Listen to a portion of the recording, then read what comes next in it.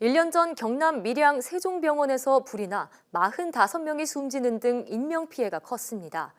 스프링클러가 설치돼 있지 않아 피해가 컸다는 지적에 따라 법을 바꾸는 작업이 진행됐는데요. 아직 정부 심의를 기다리고 있습니다. 박종혁 기자가 전해드립니다. 밀양 세종병원 화재로 생긴 인명피해는 사망자만 45명에 부상자가 128명. 화재 신고가 접수된 뒤 3분 만에 화재 진압이 시작됐지만 인명피해가 컸습니다. 몇 가지 이유가 지목됐습니다.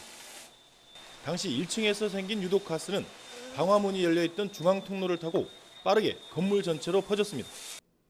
또한 움직이기 어려운 입원 환자와 고령 환자가 많았던 것도 피해의 원인이었습니다. 무엇보다 스프링클러가 설치되지 않았던 점이 지목됐습니다. 스프링클러가 작동했다면 초기 화재 진압과 연기 확산을 막을 수 있었다는 분석입니다. 거동 불편 환자로 신속한 대피가 곤란하였습니다. 그리고 자동 소화 설비인 스프링클러 설비만 설치되었다면 많은 인명피해를 줄일 수 있었을 겁니다.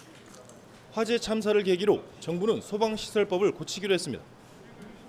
모든 병원급 의료기관에 스프링클러를 설치한다는 게 주요 내용입니다. 이에 따라 새로 짓는 병원은 규모에 따라 스프링클러와 간이 스프링클러를 설치해야 합니다. 법 개정 이전에 지은 병원도 소급해서 적용하기로 했습니다. 그런데 기존 병원에 스프링클러를 설치하는데 현실적인 어려움이 지적됐습니다. 공사 비용도 부담이지만 입원 환자를 다른 곳으로 옮겨야 하는 등 문제가 적지 않습니다.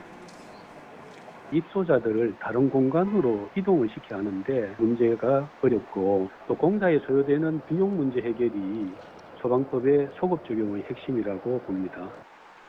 법 개정은 지난해 6월 이미 입법 예고를 마쳤습니다. 하지만 기존 병원에 소급 적용하는 문제가 걸림돌로 남았습니다. 중요 규제 대상으로 분류돼 국무조정실 규제심사위원회의 심의를 기다리고 있습니다. 따라서 심의를 통과해 시행에 이르려면 상당한 시간이 걸릴 것으로 보입니다. YTN 박종혁입니다.